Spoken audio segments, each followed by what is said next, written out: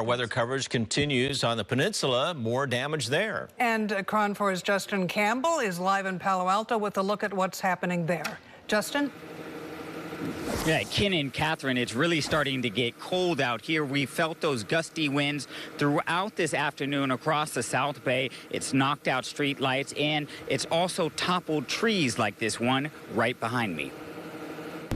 The owner of this house tells me he was home Tuesday when this large tree from his neighbor's yard came crashing through his two-story house. He says he ran out of the back door. The owner says luckily his wife and kids were not at home at the time. They will be spending the night at a hotel. PG&E also reported multiple power outages in the Palo Alto area, along with the city of Atherton reported multiple road closures from trees blocking the roadway.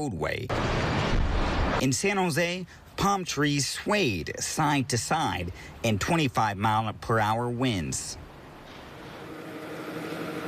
Now, PG&E asking to make sure that you have a plan for you and your family. This is really just the start of these heavy winds and this cold weather over the next 2 days.